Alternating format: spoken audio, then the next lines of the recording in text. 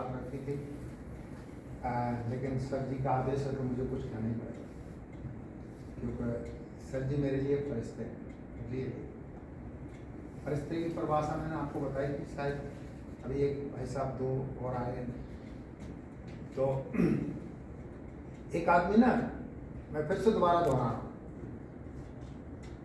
एक आदमी डूब रहा है, जा रहा है, डूबता हुआ, डूब रहा है, उछल रहा है, डूब रहा है, लेकिन अभी वो खत्म नहीं हुआ और वो किसी को बुला भी नहीं रहा। लोग जा रहे हैं, निकल रहे हैं, देख रहे हैं वो आदमी डूब रहा है। एक आदमी वो है जो पुकारे तब उसको बुला के निकाले उसमें से कि हाँ भाई मैं डूब रहा हूँ, मुझे बचाओ, मुझे बचाओ, मुझे बचाओ। उस समय अगर कोई बचाता है तो वो फरिश्ता नहीं कहा जाएगा। फरिश्ता वो कहा जाएगा डूबते हुए को देख लिया और वो पुकार भी नहीं रहा मुझे बचाओ, और वो देख रहा है ये डूब रहा, तो वो कूद जाए उसको बचा ले। सच मायने में वो फरिश्ता कहा जाता है। फरिश्ते की परिभाषा ये है, और मेरे लिए तो डीसी राजपूत जी एक फरिश्ते की तरह है, क्योंकि ये मुझे जबरदस्ती इन्होंने बचाया, मैंने नहीं पुकारा कि मुझे बचाओ, मुझे बचाओ। मैं ऐसी परिस्थिति में था जो इन्होंने मुझे डूबने से बचाया। अभी राम प्रकाश जी जब आए अभी, तो उन्होंने कहा कि मेरे साथ एक सज्जन आए सर। अरे भाई, एक सज्जन ही कम नहीं है।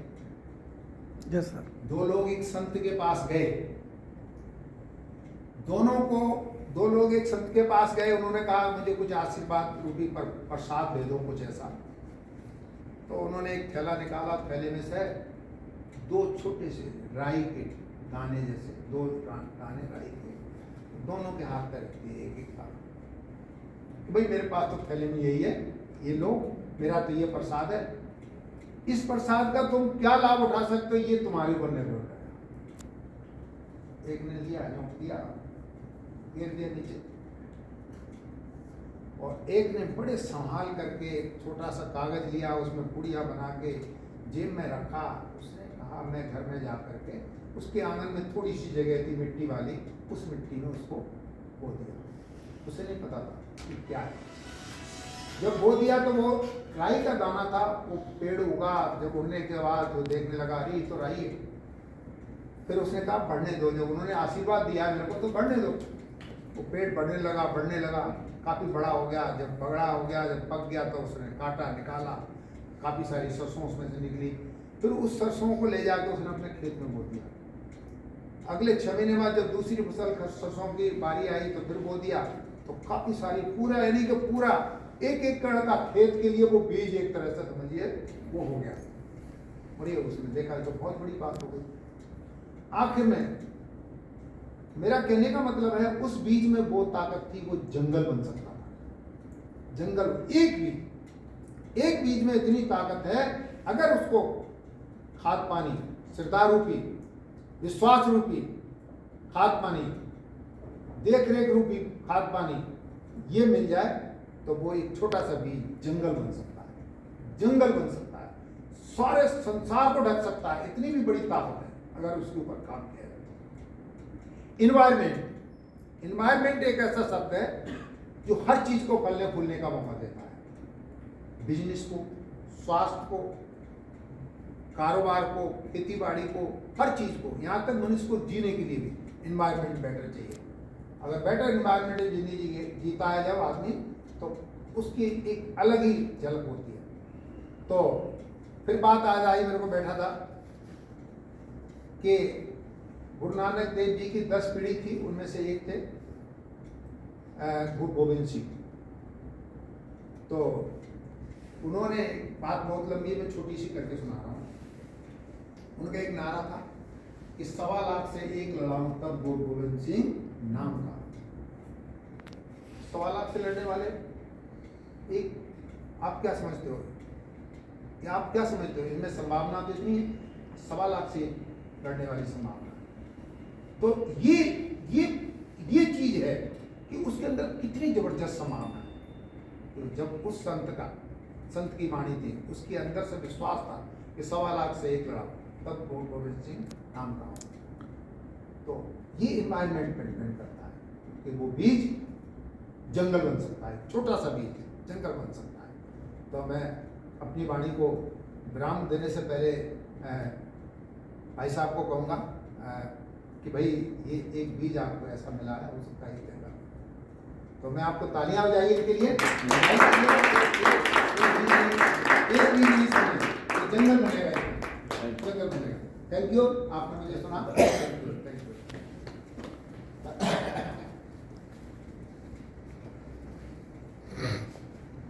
सभी को बहुत बहुत धन्यवाद। पहली बार जो यहाँ हेड ऑफिस में आए, कौन कौन आए? आप पहले आए थे? आप भी पहले आए थे। नाम किसका नहीं लिखा गया वेस्टी में? सबका लिख दिया?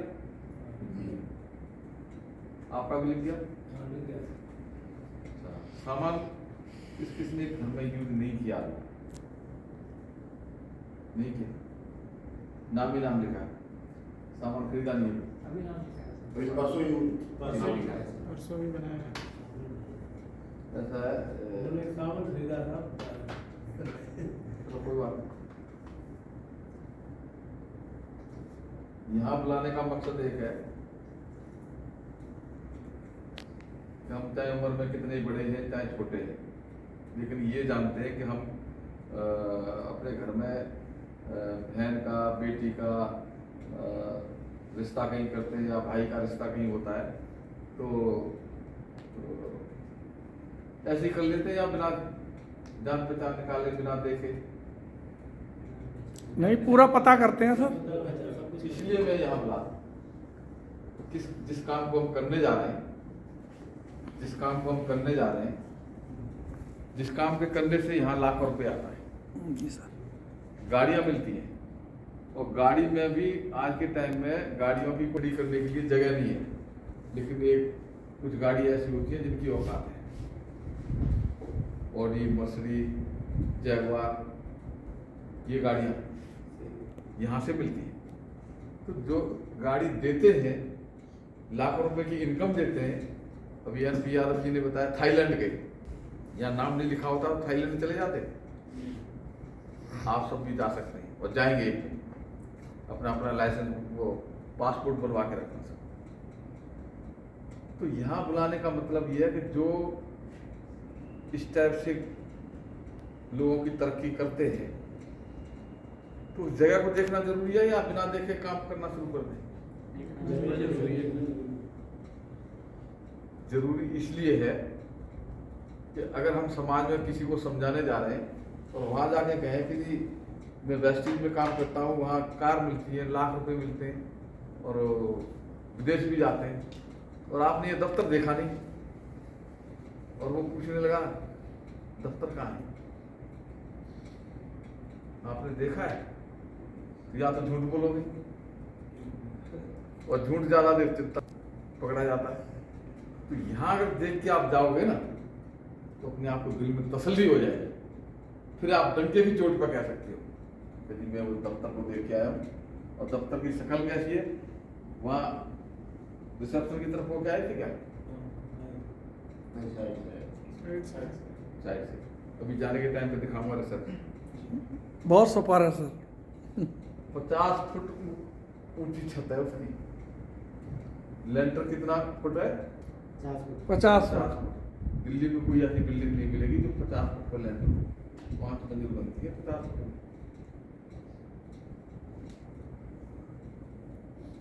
ऐसी बिल्डिंग आपको कैसी लग रही है? मैं ये नहीं कह रहा हूँ कि बहुत अच्छी लग रही है। ऐसी बिल्डिंग देखी है कहीं दिल्ली में? नहीं सर। किसी 5 स्टार होटल में जाके देखना, वहाँ 5 स्टार होटल साथ में ही है, 15 से 20 हजार रुपए का कमरा मिलता है एक दिन का।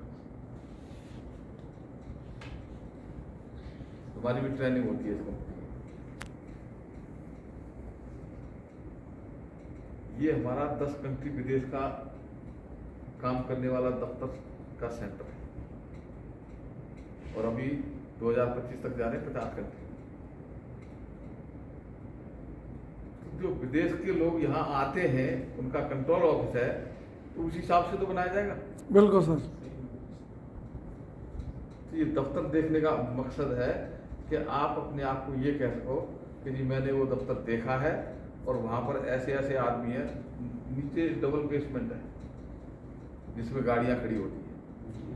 अभी आप जाके देखेंगे तो फुल मिलेगा। और गाड़ी कैसी खड़ी होगी? ऑडी, जैगवार, मर्सिडीज, वो गाड़ी खड़ी है। और सर की गाड़ी तो बहुत महंगी है, बाली सर की, वाली सर की 5 करोड़ की। तो 10,000 कार इस कंपनी ने बांट दी। जी। अब आगे आपका भी नंबर है।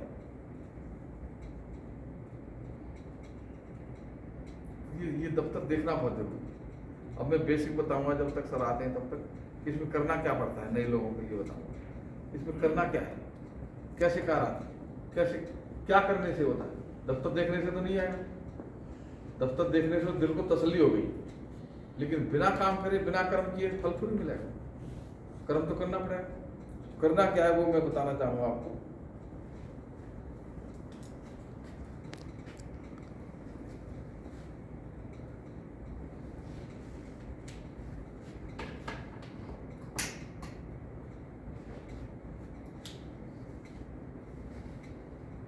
एक जीवित इंसान को क्या क्या काम करना पड़ता है, किस किस चीज की जरूरत होती है? सबसे पहले हवा, सबसे पहले हवा, और वो भी शुद्ध। Yes sir.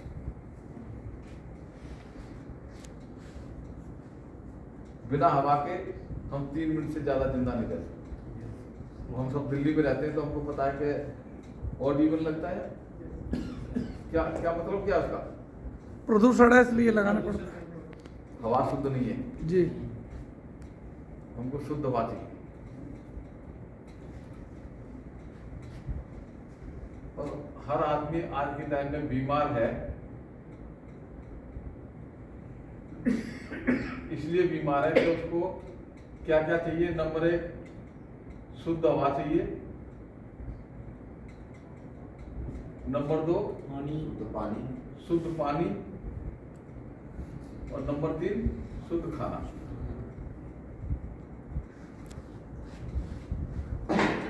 10 साल पहले आरओ नहीं थी सबके घर में, और हम भी खुद कहते थे क्या आरओ लगा रहे हैं, पानी तो पानी है, ताजा आ रहा है। लेकिन आज कोई घर ऐसा है जिसमें आरओ नहीं मिले। गांव में भी अब आरओ का पानी पीते हैं। खाना, कोई भी चीज की बात करो आप, सब्जी की बात करो, दाल की बात करो, चावल की बात करो, फल की बात करो, हर चीज में केमिकल है। अब कोई कहता है मैं तो अपने घर पर भैंस रख के दूध पीता हूँ, शुद्ध देसी गाय और भैंस है मेरे पास, और मैं उसी का दूध और घी खाता हूँ। चारा तो यूरिया का खा रही है वो। बिल्कुल सर। जब यूरिया का चारा खाएगी तो दूध में यूरिया नहीं आएगा। तो ये तीनों चीज आज के टाइम में बीमार करती है। पानी भी शुद्ध नहीं है, हवा भी शुद्ध नहीं है, और खाना भी शुद्ध नहीं है। हर आदमी बीमार है आज के टाइम में। आप किसी घर में चले जाओ, मेरी उम्र से लेके छोटे बच्चे तक 5, 6, 7 आदमी होते हैं एक परिवार में। उनमें से हर घर में एक आदमी डॉक्टर के पास जा रहा है दवाई लेने। यस या नो? यस। किसी के पेट में दर्द है, किसी के घुटनों में दर्द है, किसी को बुखार हो रहा है, किसी को खांसी हो रही है, किसी को शुगर है। कोई घर ऐसा नहीं है जिस घर में दवाई ना आ रही। क्यों? बीमारी हम खा रहे हैं, बीमार है नहीं, बीमारी हम खा रहे हैं। और खाने का मतलब क्या? मजबूरी हमारी। और खाना नहीं खाएंगे तो क्या क्या करेंगे? सब्जी नहीं खाएंगे तो क्या करेंगे? जिंदा रहने के लिए हमें खाना है, और खा रहे तो बीमार होना है। तो हमारी जो कंपनी काम करती है वो इस बीमार होने से बचाने का काम करती है। बीमार ना हो, वेस्टिज के जो प्रोडक्ट हैं वो बीमार ना हो उस पर काम करते हैं। ताजा हवा हम सबको नहीं दे सकते, लेकिन हमारे पास एक एयर प्यूरिफायर है। जब आदमी बीमार होता है तो डॉक्टर के पास जाता है तो वहाँ रेट पता करता है क्या रेट है जी डॉक्टर का, नर्सिंग होम का। कोई पूछता रेट? हमारा एयर प्यूरिफायर 18,500 का है। 10 साल से कम वाले बच्चे और 40 साल से ऊपर वाले बड़े, उनके घर में रहना बहुत जरूरी है। बीमार होने से बचा देगा, शुद्ध हवा देगा। आप में से किसी ने नहीं देखा हो तो एक बार जाके हमारी दुकान पर देख लो। ये सोच के देखना कि हमारे घर में एक छोटा सा बच्चा है या बड़ा आदमी है, बीमार होता है तो डॉक्टर की तरफ से छोटे बच्चे के कम पैसे लगते हैं, बड़े आदमी के ज्यादा लगते हैं, ऐसा है? कोई रेट नहीं है। जो हमारा 18,500 का जो एयर प्यूरिफायर है, जो हवा ऑक्सीजन बनाता है हमारे घर में, बहुत सारे बैक्टीरिया को मार देता है, और रिटर्न में गवर्नमेंट ऑफ इंडिया की तरफ से, गवर्नमेंट ऑफ अमेरिका की तरफ से रिटर्न में है कि कोरोना के वायरस को भी मार देता है। इतना जबरदस्त है। तो उसको आप एक बार देखना, जब दिमाग में कोई बात आती है तब परचेजिंग करने के लिए बात आती है। जब हमें पता ही नहीं क्या है तो 18,500 क्यों खर्च करें? आज से 10 साल पहले 10,000 का आर कौन लेता था? क्यों खर्च करें? जब डॉक्टर ने लिख के दे दिया कि पानी आर का पियो नहीं तो बीमार हो जाओगे, तो 10,000 सस्ते हो गए। ऐसे ही डॉक्टर अगर हमको ये कह देगा कभी छोटे बच्चे का सांस जो है चलने में आराम नहीं हो रहा और इसका फेफड़ा भी कमजोर है, और इस आर को इसको लगा देंगे ना एयर प्यूरिफायर को, तो बच्चे की सांस पूरी चलेगी, बीमार होने से बचेगा। जिसको दमा की शिकायत है, आर एयर प्यूरिफायर लगा दो, दमा अपने आप खत्म। तो जब हमको किसी चीज की पता ही नहीं है तो हम क्यों 18,500 खर्च करें? और जब पता चल जाए तो हम लाखों रुपए बचा सकते हैं जो डॉक्टर को देने पड़ते हैं। खाना, ये बीमारी आ रही है तो किसान के यहां से। किसानी तो हमारे गेहूं और खाना पीना बनाता है। दुकान वाले को क्या पता, हमें क्या पता कि इसमें कितना यूरिया है? जड़ कहाँ है? किसान। किसान के लिए हमारी कंपनी की तरफ से बनाया गया है जैविक खाद। जैविक खाद लगाने से 1.5 गुना पैदावार बढ़ती है, और जो यूरिया और ये जितने केमिकल पड़ते हैं वो संख्या कम होती जाती है, और आगे चल के वो 0 हो जाता है 5-6 साल में। तो जब यूरिया डालना बंद हो जाएगा हमारे खेत में, तो खाने पीने का सामान कैसा बनेगा? जैविक, शुद्ध, बीमार से बचेंगे। ऐसे ही पानी पीने का आर ओ हमारे पास 28,500 का। यहाँ पर जितने भी हमारे अचीवर थे इस हॉल में, जमुना जी में से एकदम कीचड़ पानी देखा, जमुना जी का पानी जाके देखेंगे तो देखने में भी अच्छा नहीं लगता, वो भर के लाए थे और आर ओ में यहाँ रख के और तुरंत निकाल के सबको पिलाया था गिलास। इस टाइप का जापान की टेक्नोलॉजी है एयर प्यूरिफायर में भी और वाटर प्यूरिफायर। 28,500 का 4 सिलेंडर है उसमें, 4 जगह छलके जाता है, एकदम शुद्ध पानी पीने के बाद पता चलता है। सबसे बड़ी बात है बीमार होने से बचाता है। ये 3 चीज मैंने बीमारी बताई है। शुद्ध हवा है हमारे पास, शुद्ध पानी है, और खाने के लिए किसानों के लिए खाते हैं। हमारी कंपनी स्वास्थ्य पर काम कर रही है। गौतम बाली जी हमारी कंपनी के मालिक हैं, ये स्वास्थ्य को लेके आए हैं। और ये फाइजर कंपनी में, फाइजर कंपनी अंग्रेजी कंपनी होती है, अंग्रेजी दवाई की। बीकासुर कैप्सूल। तो वो फाइजर कंपनी अमेरिका में, वहाँ के ये सलाहकार हमारी कंपनी के मालिक। तो सलाहकार थे, तो इन्होंने विटामिन बी कम्प्लेक्स बीकासुर कैप्सूल का बनाने का फार्मूला बताया, क्योंकि सलाहकार तो सलाह देगा। तो सलाह दी, उन्होंने कंपनी ने बना दिया। उसकी इतनी डिमांड होगी, 1 साल में सारे वर्ल्ड में नाम हो गया, 100 कंट्री में जा रहा था, कई गुना इनकम बढ़ गई। जब उनके दिमाग में आया, फार्मूला मैंने बताया, कंपनी की कई गुना इनकम बढ़ गई, और मेरी तनख्वाह तो उतनी है जितनी थी। तब उनके दिमाग में बात बैठी कि क्यों ना मैं अपने देश में जाके इस टाइप का काम शुरू करूं, जिससे सब लोग अपना स्वास्थ्य का भी फायदा उठाएं और अपने पैसे भी कमाएं। ये सोच के 2004 में शुरू किया। तो इनका मेन उद्देश्य है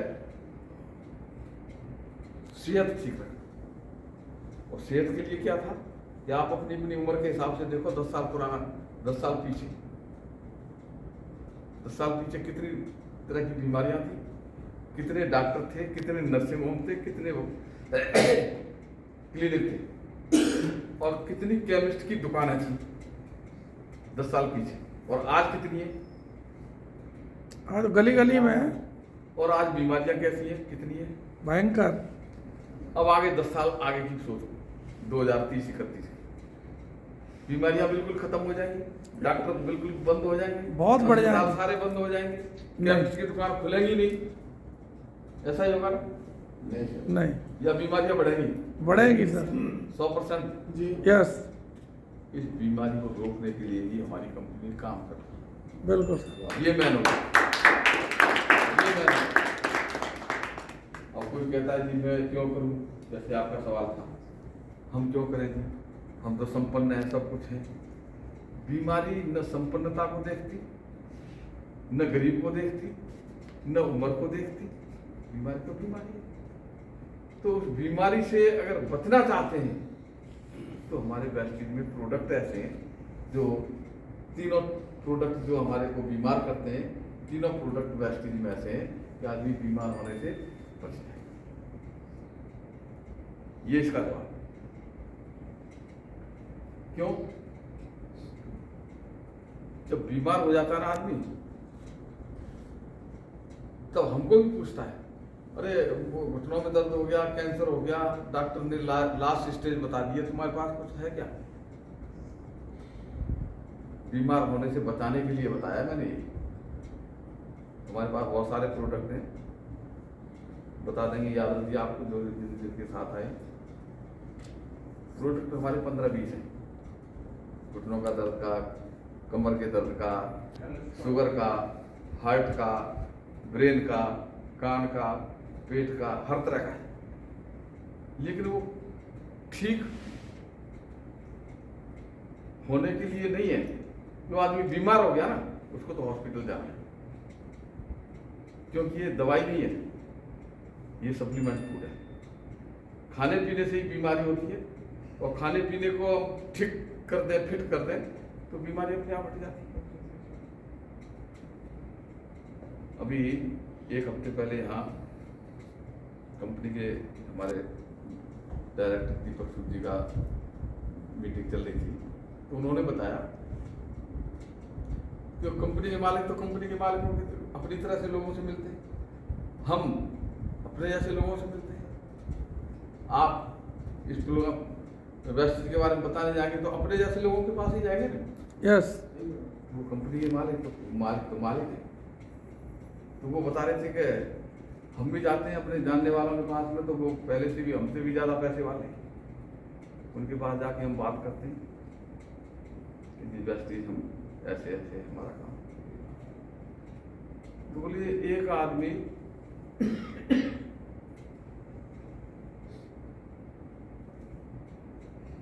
उनको ऐसा था, उनका जानने वाला, जिसकी इनकम थी 200 करोड़ रुपए पर मंथ। 200 करोड़, 2 करोड़ नहीं, 200 करोड़ पर मंथ। तो उसके सामने इन्होंने कहा जी हमारा तो छोटा सा काम है वेस्टेज का, और इसमें हमने 1000 कार बांट रखी है, 500 कार लग्जरी बांट रखी है। तो 200 करोड़ वाला आदमी कहने लगा, भाई मैंने तो किसी को कार नहीं दी अपने जहाँ मेरा कंपनी है, मैं किसी को कार नहीं दी, सब अपने अपने आप में। क्या है तुम्हारा ये? तो इन्होंने पूछ लिया, क्योंकि हमारे वेस्टेज वालों में हिम्मत है कि तुम क्या कमाती हो, ये पूछने की हिम्मत है। Yes sir. बाकी कोई नहीं पूछ सकता जी। आज मैं 2-3-4 लाख कमाता हूँ, 5 लाख कमाता हूँ, तो हिम्मत भी रखता हूँ पूछने की, भाई तुम क्या कमाते हो। चाहे मेरे से कोई ज्यादा कमाता है, लेकिन उससे पूछने की हिम्मत तो रखता हूँ। जी। तो उन्होंने पूछा जी आपकी इनकम क्या है? बोले 200 करोड़ रुपए पर मंथ। बोले आपकी मैडम क्या करती है? बोले जब मैं इतने कमा रहा हूँ तो मैडम क्या करेगी?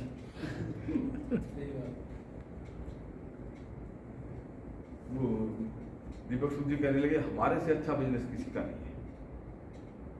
तो जो फन्ने का बनते हैं वो एकदम चिढ़ जाते हैं इस बात को। जी बोले क्यों, मैं 200 करोड़ कमाता हूँ, क्या मतलब? बोले जी एक बात बताऊं, बुरी बात है, अच्छी लगे तो ठीक है, नहीं तो कोई बात नहीं। आप 200 करोड़ रुपए पर मंथ कमाते,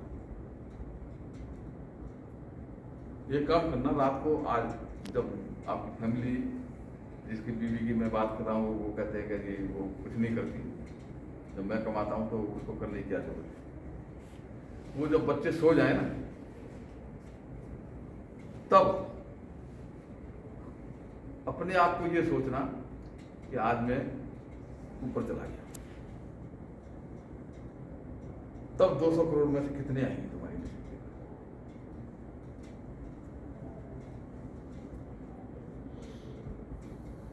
जब ये बात कही तो कहने का क्या क्या मतलब? बोले हम देते हैं आदमी के ऊपर चले जा रहे हैं। दिखाया उसी टाइम सबूत, उनके पास तो सबूत है बहुत सारे।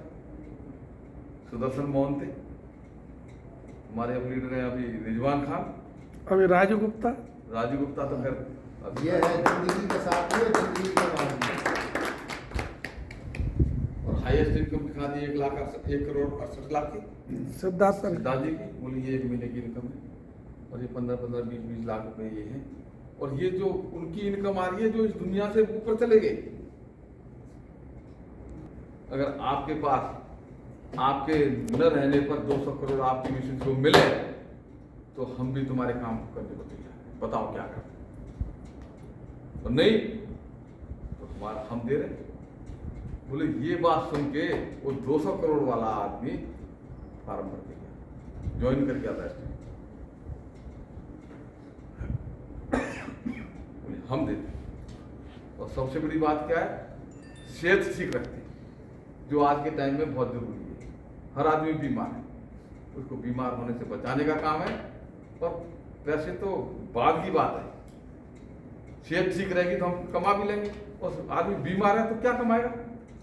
जब आदमी फिट रहेगा और जिस प्रोडक्ट से खाने से फिट रहेगा, तो फिर कोई दूसरा काम क्यों ढूंढेगा? उसी में से पैसे आ रहे, और उसी काम के करते करते अगर वो ऊपर चला जाता है, फिर भी पैसे आ रहे, तो सोचेगा कुछ करने की। ये मैं समझना है, और हमने अपने साथियों को समझाना है। ये अगर हमारी समझ में आ गया तो कोई मना करने वाला है ही नहीं। लेकिन शर्त क्या है, ये दफ्तर बिना दिखाए आप किसी से हाँ नहीं करवा सकते। मैं इंडिया लेवल पे जाता हूँ, आज से 8 साल पहले मैंने नाम लिखवाया था। पहले महीने की इनकम आई थी 22 रुपये, सबकी ऐसी आती है 10, 20, 30, 40। जब मेरे को ये समझ में आ गया इस काम में पैसे हैं, तो गांव में जाके बता दिया सब लोगों को। अरे बताने से हमारा क्या घिस रहा है, वैसे भी तो हम बात करते हैं।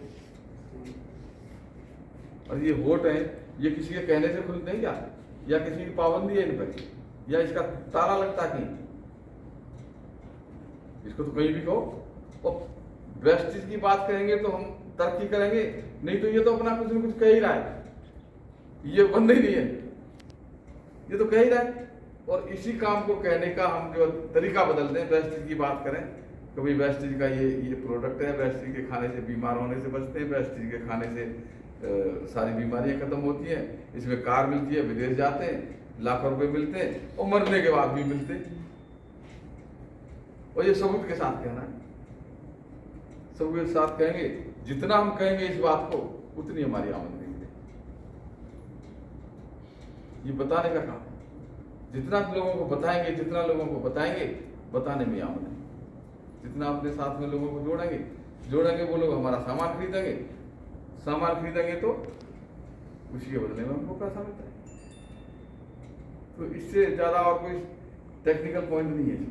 बाकी बहुत सारी ट्रेनिंग होती है हमारे यहाँ, ट्रेनिंग होती है। जैसे मैंने बताया अभी क्यों करें का एक उदाहरण दे देता हूँ, क्योंकि यंग ब्लड है सारे, समझ में आ जाएगा। आज के टाइम में कोई भी आदमी, बच्चा कितनी पढ़ाई करता है जब उसको नौकरी मिलती है? कितनी पढ़ाई करता है? ग्रेजुएशन ट्रेनिंग हैं?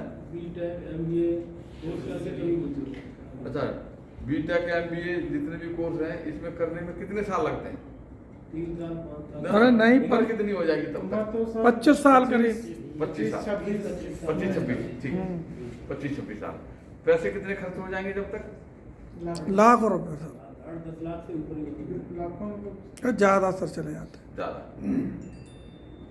अब उसको 25 26 साल की उम्र में, इस टॉपिक पे भी है बच्चों के मामला। हाँ, 25 26 साल की उम्र में जाके जी सर। अगर वो नौकरी मिलती है तो कितने की मिलेगी? 50-60 कितने हजार की? हाँ जी? 50-60 हजार बता रहे हैं। 26 साल कितने लाख खर्च करके डिग्री ली थी पढ़ाई पहली क्लास से? करीब 10 लाख 12 लाख 12 लाख।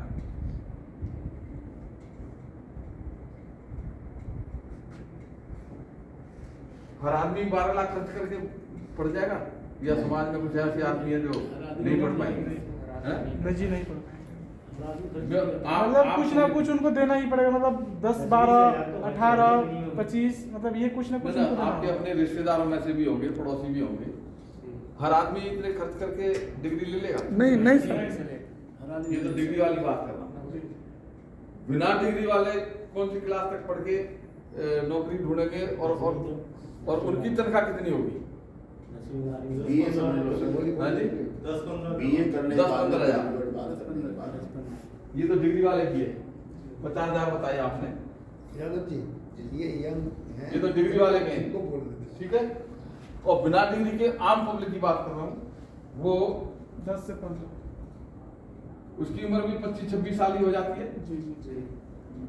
और इसका खर्चा भी 5 लाख रुपए लगभग हो जाता है आम पब्लिक बिना डिग्री का, जी जी और यहाँ 15,000 है। ठीक, दोनों का ही कैलकुलेशन बता दूंगा मैं, चीज क्यों करें। 26 साल हो जाती पढ़ाई में तो 2-3 साल नौकरी ढूंढने में भी लग जाता है। ये नहीं है कि इधर से डिग्री मिली और मेरे सीधे तनख्वाह मिल गई, ढूंढना पड़ता है ना नौकरी। +3 और जोड़ दो इसमें। तो 30 साल की उम्र पे नौकरी मिलेगी, मान लेते हैं 30 साल की उम्र, और रिटायर कितने में होते हैं? 60 साल पे। नौकरी कितने साल की? 30। ठीक है। अच्छा, 50,000 वाले की तनख्वाह की बात करते हैं। 50,000 की तनख्वाह लगी और 60 साल पर पहुंचते पहुंचते 1 लाख पहुंच जाएगा। ठीक, 1 लाख पे पहुंच जाएगा, रिटायर हो जाएगा। तो 50 60 50 और 1 लाख के बीच में हम रख लेते हैं 65,000 की नौकरी लगी और 65,000 पे ही रिटायर होगा, मान लेते हैं एवरेज। ठीक, 70 मान लेते हैं, 70,000 पे नौकरी लगी और 70,000 पे ही रिटायर हो गया और काम किया 30 साल। ठीक, 1 साल में कितने पैसे कमाए? 8,04,000। 12 महीने में 8 लाख मान लेते हैं मोटा मोटा। 8 लाख 1 साल में और 30 साल में हैं? 2 करोड़ 40 लाख। जिंदगी बराबर होगी। अब आते हैं 15,000 वाले में।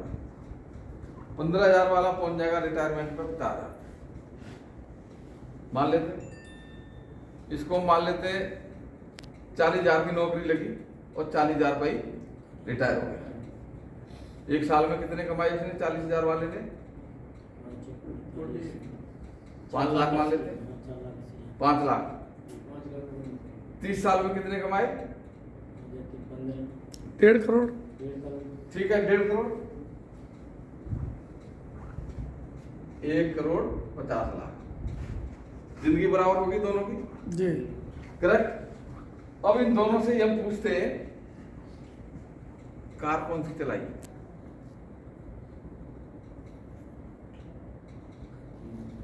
कार कौन सी चलाई? अगर ले पाए हुए तो नॉर्मल मुश्किल। नॉर्मली बहुत अगर ले भी पाएंगे तो छोटी एक कार, हैं? छोटी एक कार ले सकते छोटी कार। पेट्रोल क्या रेट है?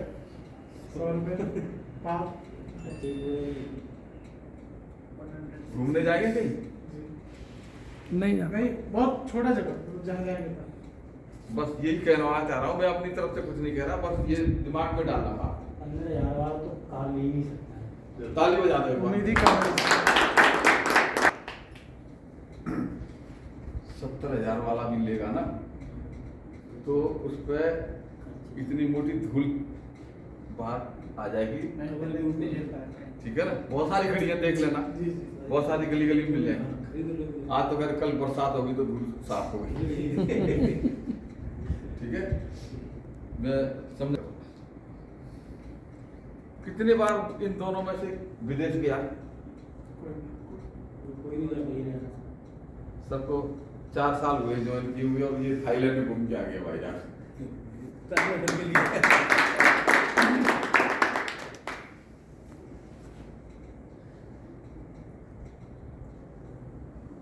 ये भाई अपने बच्चों को, फैमिली को लेके कहीं 10 दिन के लिए घूमने जा सकता है? नहीं। दोनों में से कोई?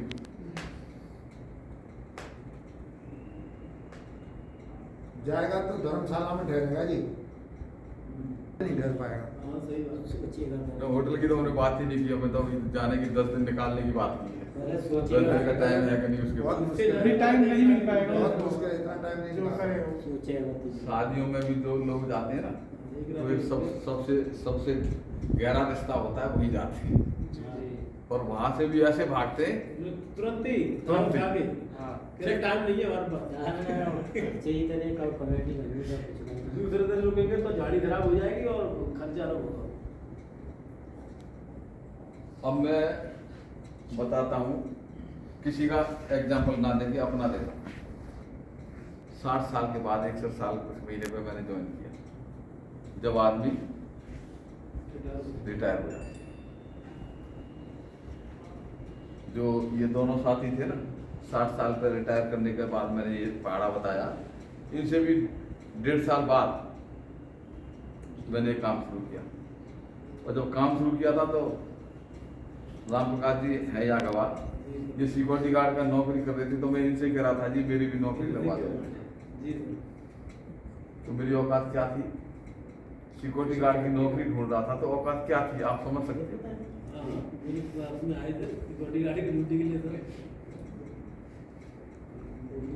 जब मैंने ये काम शुरू किया पहले महीने की आमदनी आई 22 रुपये, और जब मैंने काम शुरू किया तो दूसरे महीने की आमदनी थी 12,800, तीसरे महीने की 21,000, चौथे महीने की 25,000, 11वें महीने पे 5 लाख की कार और 87,000। मोबाइल में दिखा दूंगा सबको।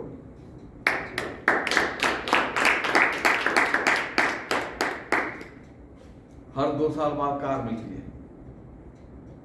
2 साल बाद फिर कार मिली, उसके 2 साल बाद फिर कार मिली इको स्पोर्ट, उसके बाद फिर 2 साल बाद 2018 में, अक्टूबर 18 में ऑडी Q3 जिसकी कीमत 55 लाख।